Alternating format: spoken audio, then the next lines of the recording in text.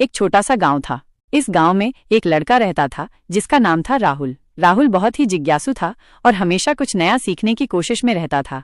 एक दिन राहुल को गांव के बाहर एक पुरानी सी कोठी दिखी। कोठी बहुत ही डरावनी लग रही थी। गांव वाले कहते थे कि इस कोठी में भूत रहते हैं, लेकिन राहुल को डरना नहीं आता था। उसे तो बस कोठी के अंदर देखने का मन था। रात के अंधेरे में राहुल चुपके से कोठी के अंदर घुस गया। कोठी के अंदर का नजारा देखकर उसके होश उड़ गए। चारों तरफ धूल मिट्टी और टूटी फूटी चीजें पड़ी हुई थीं। राहुल ने हिम्मत करके कोठी की तलाशी लेनी शुरू की। तभी राहुल को कोठी के एक कमरे में रोशनी दिखी। वो धीरे धीरे उस कमरे की तरफ बढ़ा। कमरे के अंदर एक बूढ़ी औरत बैठी थी। औरत के हाथ में एक किताब थी। राहुल ने देखा कि औरत उस किताब में कुछ पढ़ रही है।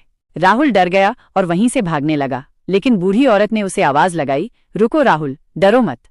राहुल ने हिम्मत करके पीछे मुड़कर देखा। बूढ़ी औरत ने कहा, मैं कोई भूत नहीं हूँ बेटा, मैं इस कोठी की मालकिन हूँ। मैं इस कोठी में बहुत सालों से अकेली रह रही हूँ। बूढ़ी औरत ने राहुल को बताया कि वो एक जादूगरनी है और उस किताब में जादुई मंत्र लिखे हुए हैं। राहुल ने बूढ़ी औरत से कहा कि वो जादू सीखना चाहता है। बूढ़ी औरत मान गई और उसने राहुल को जादू सिखाना शुरू कर दिया।